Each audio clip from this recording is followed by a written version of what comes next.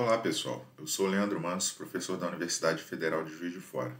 Esse vídeo faz parte do material da disciplina Software Embarcado para os cursos de Engenharia Elétrica. No vídeo de hoje falaremos sobre gerenciamento de memória em sistemas operacionais embarcados. Os desenvolvedores de sistemas embarcados geralmente implementam as rotinas de gerenciamento de memória em alto nível. Porém, conhecer o que ocorre em baixo nível auxilia no desenvolvimento da aplicação. Então, apesar de o sistema operacional, como a gente já conversou antes, abstrair o desenvolvedor da aplicação da arquitetura para a qual ele está desenvolvendo, conhecer essa arquitetura, ou pelo menos alguns detalhes dessa arquitetura, auxilia no desenvolvimento de aplicações mais eficientes, principalmente quando a gente está trabalhando no contexto de sistemas de tempo real. Por exemplo, a rotina de alocação dinâmica malloc pode causar fragmentação da memória, o que é um problema bastante significativo. O código da aplicação, os dados e a stack do sistema ocupam uma área da memória física. O RTOS ou o kernel utilizam a área restante para realizar a alocação dinâmica. Essa área é denominada de heap. Então, quando a gente programa o nosso microcontrolador, o código da nossa aplicação, alguns dados e a própria stack do sistema operacional já preenchem uma determinada região de memória. A região de memória que sobra é a região que o kernel vai utilizar para realizar a alocação da memória necessária para as tasks da nossa aplicação, para os objetos do kernel que a nossa aplicação vai utilizar. E conforme a gente vai criando esses objetos, essa memória vai sendo preenchida. E conforme a gente vai deletando esses objetos, essa memória vai sendo liberada. Em geral, a estrutura de gerenciamento de memória mantém essas informações do heap numa área denominada de bloco de controle. Essas informações incluem qual é o endereço físico de início do heap. Então a nossa memória possui uma região livre que o kernel pode utilizar para alocar os objetos, e essa região da memória tem um endereço de início que o kernel precisa saber para poder realizar corretamente essa alocação. Além do endereço de início, o tamanho total dessa área livre é uma informação importante, porque o kernel precisa saber onde começa e onde termina a área que ele tem disponível para realizar a alocação. E uma tabela de alocação que indica quais são as partes dessa área livre, do heap, que estão preenchidas e quais ainda estão vazias e podem ser alocadas. Então essa figura aqui vai ajudar a gente a entender esse processo.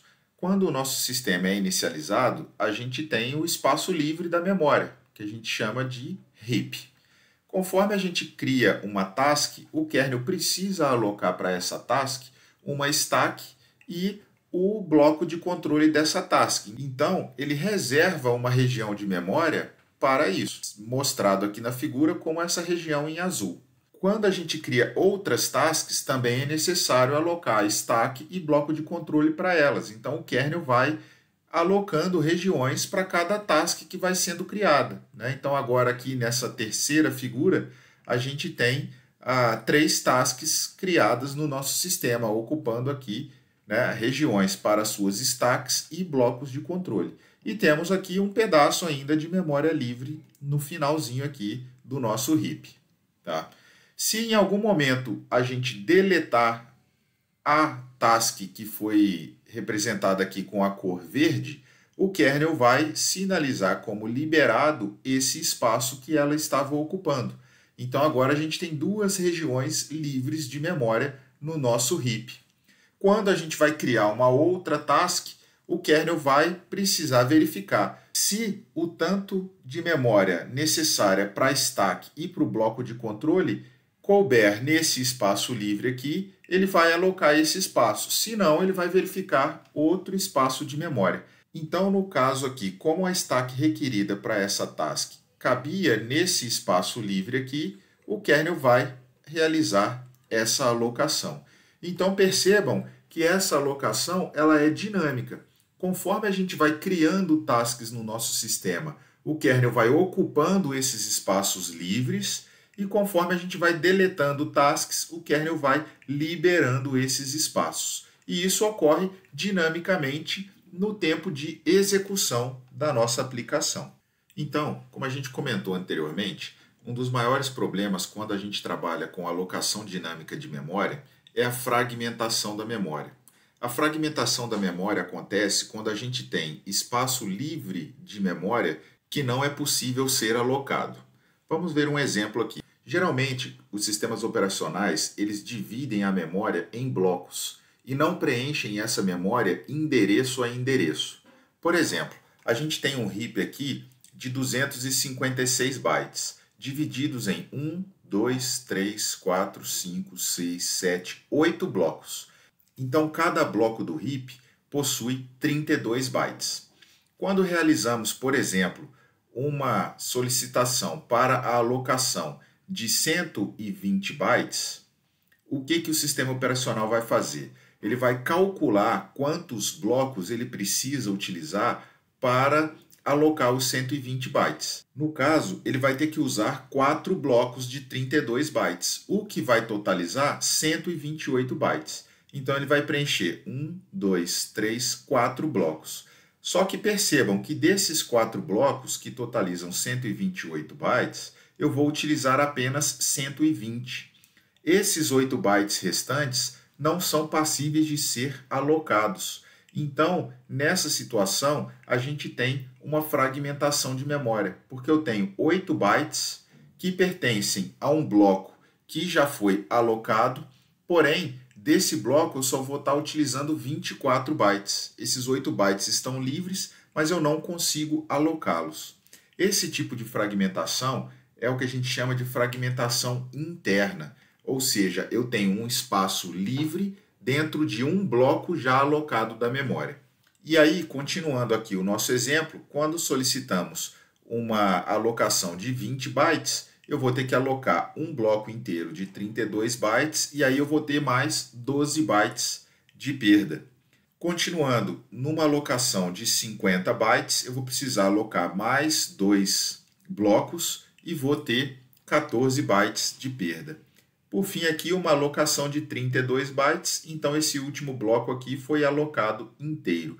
Então, nesse último bloco aqui, é o único que eu não tenho bytes desperdiçados. Então, percebam que eu tenho aqui nessa situação todos os blocos do meu heap preenchidos, porém, em alguns deles eu vou ter espaço livre que eu não consigo mais alocar. Então, a minha memória está fragmentada. E esse tipo de fragmentação é o que a gente chama de fragmentação interna. Pois bem, com toda a minha memória preenchida, eu vou solicitar a liberação do bloco B, que eu realizei a alocação dele aqui em cima, que foi um único bloco aqui, ó. Então, esse único bloco vai ser liberado. Então, agora eu tenho um bloco livre aqui, e se eu tiver uma solicitação para alocar menos do que 32 bytes, eu vou poder utilizar esse bloco. Depois, eu vou solicitar a liberação do bloco D, que foi esse último aqui a ser alocado. Então, eu vou ter mais um bloco livre aqui no final do meu heap. Nessa situação aqui, a nossa memória também está fragmentada. Eu tenho 2 blocos livres, mas entre eles eu tenho uma região preenchida da memória. Então, vai acontecer o seguinte: se eu fizer uma alocação por menos de 32 bytes, eu vou conseguir alocar, porque eu posso alocar aqui ou aqui. Mas se a alocação for para uma região maior do que 32 bytes, eu não tenho essa região em sequência na memória. Então, a nossa memória também está fragmentada. A esse tipo de fragmentação aqui, a gente dá o nome de fragmentação externa, que é quando a gente tem blocos livres, porém com alguma região preenchida entre eles. Por fim, quando eu faço a solicitação para liberar o bloco C que eu tinha alocado aqui, que é esses 2 blocos consecutivos aqui da memória, eu vou ficar com 4 blocos livres em sequência na memória. Agora, a nossa memória não está mais fragmentada, porque esses 4 blocos consecutivos aqui de 32 bytes podem formar até um único bloco de 128. Então, eu posso realizar alocações aqui de até 128 bytes. Então, a fragmentação externa é quando a gente tem blocos livres de memória, mas de maneira não consecutiva. a gente tem entre esses blocos regiões preenchidas aqui da nossa memória. Então, só para resumir aqui, ó, a fragmentação interna ocorre quando existe um espaço livre dentro de um bloco do heap, e a fragmentação externa ocorre quando existe um bloco vazio entre dois blocos preenchidos. A fragmentação externa ela pode ser eliminada através de um processo de compactação da memória. Esse processo de compactação consiste em mover os blocos preenchidos da memória para uma região consecutiva, de maneira que a gente tenha um grande bloco livre de memória sempre no final do heap. Porém, alguns problemas podem ocorrer com a compactação da memória. O tempo gasto para transferir o conteúdo de uma região para outra é muito grande, o que para sistemas embarcados, principalmente de tempo real, não é aconselhável. E a task que acessa aquela área de memória fica impossibilitada até que a transferência seja completada. A compactação, então, raramente é feita em sistemas embarcados. Os blocos livres só são unidos se eles forem adjacentes. Então, naquela situação lá anterior, que a gente tinha 4 blocos de 32 bytes consecutivos na memória, aqueles blocos podem ser unidos para formar uma única região de 128 bytes. Porém, quando a gente tinha 2 blocos de 32 bytes espaçados na memória, esses blocos permanecem dessa maneira, e aí a gente só pode realizar a alocação de regiões menores do que 32 bytes. Um gerenciamento eficiente da memória deve ser capaz de realizar algumas tarefas em um curto intervalo de tempo, como determinar se existe um bloco livre com tamanho suficiente para satisfazer a requisição de alocação quando a gente utiliza a função malloc, atualizar as informações do heap quando a gente utiliza funções malloc e free, determinar se os blocos recém-liberados podem ser combinados para formar um único bloco, quando a gente usa a função free.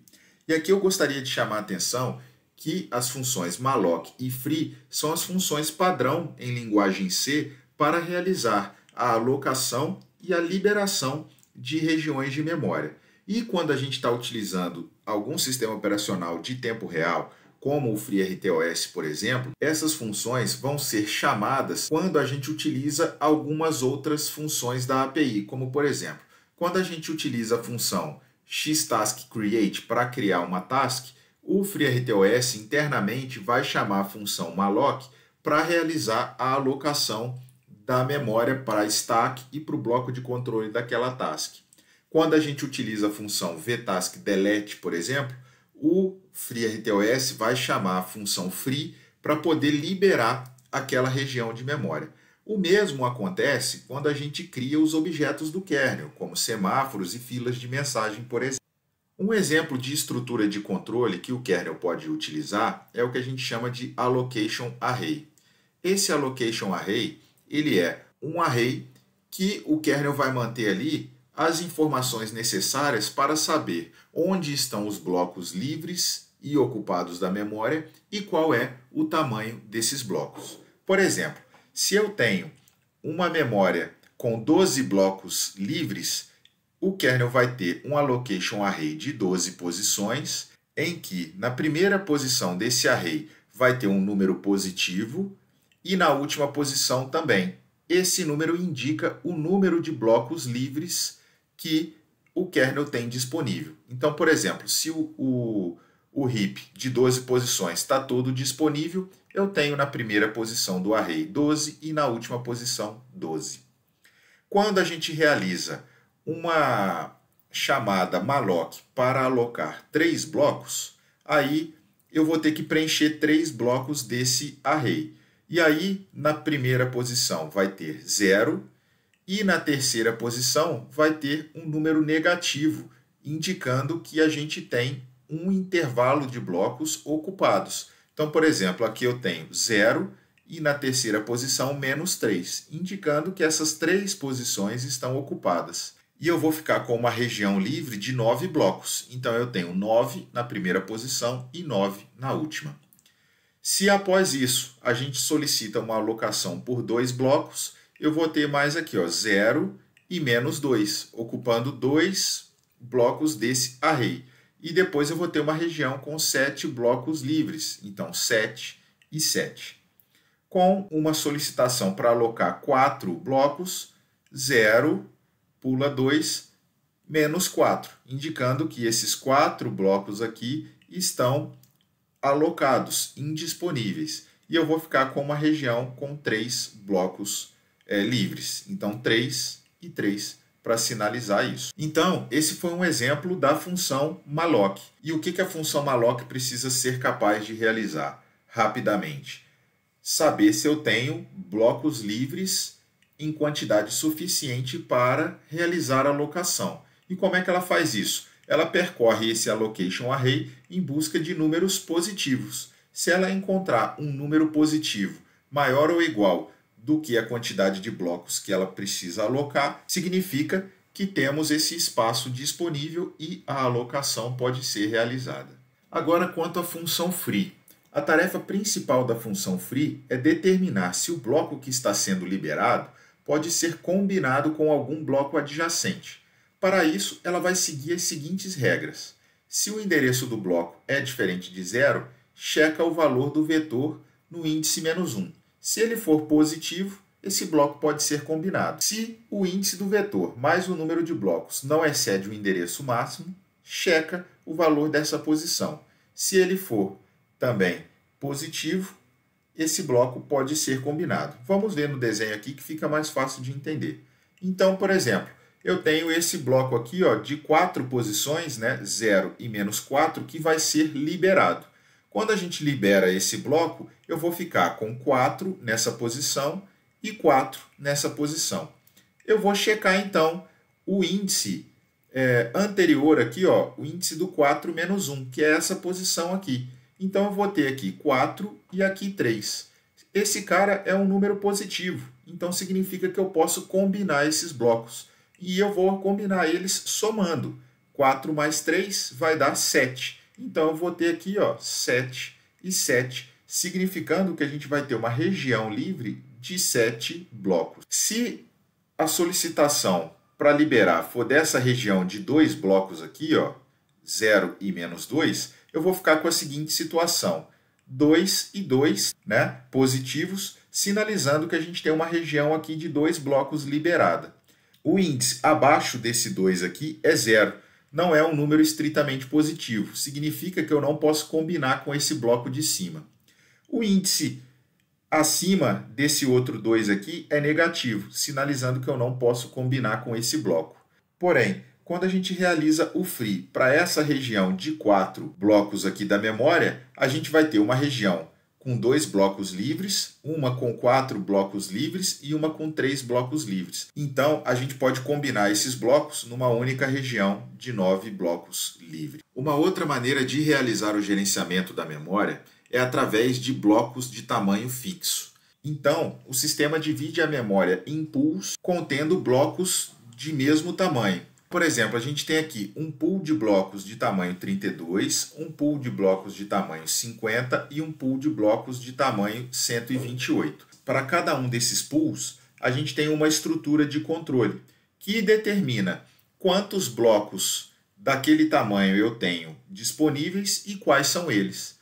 Então, através dessa estrutura de controle aqui, eu sei, por exemplo, se eu tenho 3 ou 4 blocos livres e quais são esses blocos. Então, quando a gente realiza uma chamada para a alocação de uma determinada quantidade de memória, o sistema tem que checar essas estruturas de controle e determinar qual é o pool mais adequado para aquela região. Por exemplo, se eu realizar uma chamada de alocação por 20 bytes de memória, é melhor eu alocar na pool de bloco 32, porque aí eu vou desperdiçar menos memória. Se a minha chamada for por 100 blocos de memória, eu vou ter que alocar na pool 128. As funções malloc e free não permitem que a task bloqueie e espere a memória ficar disponível. Então, por exemplo, quando a gente faz um malloc por 200 posições de memória, se essa memória estiver disponível, beleza, o sistema vai realizar a alocação e a gente vai poder utilizar essa região de memória. Porém, se a gente não tem essa quantidade de memória disponível, não é possível que essa task fique no estado blocked à espera dessa liberação. Ela tem que continuar a sua rotina sem poder fazer uso daquela região de memória. Na prática, funções bem projetadas para alocação de memória devem permitir que as tasks bloqueiem ou para sempre ou com timeout à espera de uma determinada liberação daquela região. Se a gente considerar alocação fixa, utilizando pools de blocos de tamanho fixo, a gente consegue implementar essas rotinas através de objetos do kernel, como um semáforo contador e um mutex, por exemplo. Então, por exemplo, temos aqui uma estrutura de pool contendo 4 blocos de memória. Para uma determinada task conseguir realizar a alocação de um desses blocos, o que ela precisa fazer? Ela precisa adquirir esse semáforo contador. A contagem desse semáforo contador representa o número de blocos livres dessa pool. Então, por exemplo, vamos imaginar a situação em que existe apenas um bloco livre dessa memória. Então, o valor do semáforo é 1. A task 1 deseja realizar uma alocação, então ela vai tentar adquirir o semáforo contador. Vai conseguir. Esse semáforo, então, vai para 0. E aí, para saber qual bloco livre de memória está disponível, ela precisa adquirir um mutex que está aqui garantindo o acesso exclusivo à estrutura de controle dessa pool. Adquirindo esse mutex, o que a task 1 vai fazer então? Ela vai conferir qual é o bloco livre, por exemplo, é o último. Então ela já sabe que é esse último bloco aqui. Então ela vai alterar essa estrutura de controle para sinalizar que esse bloco está indisponível e libera o mutex. A partir daí, ela sabe que ela pode realizar a utilização desse último bloco de memória. Depois disso, a task 2 também quer realizar a alocação de memória. O que ela tem que fazer? Ela tenta adquirir esse semáforo aqui. Ela não vai conseguir, porque agora todos os blocos estão preenchidos. E aí o que acontece? Ela se bloqueia à espera desse semáforo. Tá? Quando uma outra task quiser liberar alguns desses blocos, o que ela vai ter que fazer? Ela vai ter que adquirir esse mutex, sinalizar na estrutura de controle que agora existem blocos vazios, liberar esse mutex e depois liberar o semáforo contador quantas vezes forem o número de blocos que ela está liberando. Se for um bloco, ela libera o semáforo contador uma vez só e a contagem dele vai ser incrementada em 1. Se forem 2 blocos, ela libera o semáforo 2 vezes e a contagem desse semáforo contador vai ser incrementada em 2. Feito isso, a task 2 vai ser liberada do estado blocked, vai adquirir o semáforo contador e vai conseguir realizar a alocação de memória, realizando o mesmo processo que a task 1 realizou anteriormente. Alguns processadores possuem uma unidade de gerenciamento de memória por hardware. São as MMUs, as Memory Management Units. São estruturas para o gerenciamento da memória virtual.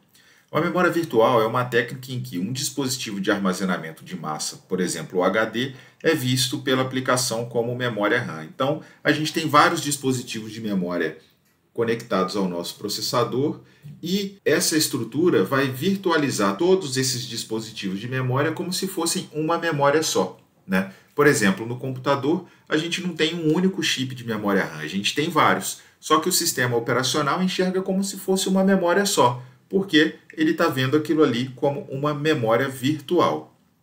As MMUs possuem várias funções.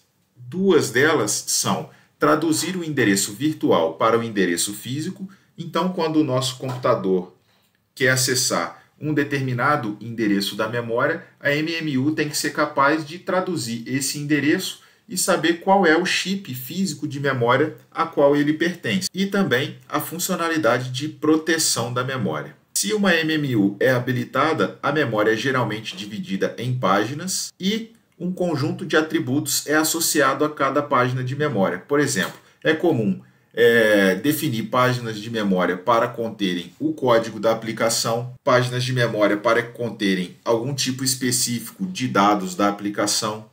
As páginas de memória podem ser somente leitura ou leitura e escrita. Uma determinada página pode ser acessada somente por instruções em modo privilegiado da CPU ou não. A faixa toda de endereços da memória é dividida em páginas, que são subdivisões da memória, e cada uma dessas subdivisões podem ter algumas propriedades específicas. Então, pessoal, com isso a gente encerra o conteúdo da aula de hoje. Até mais!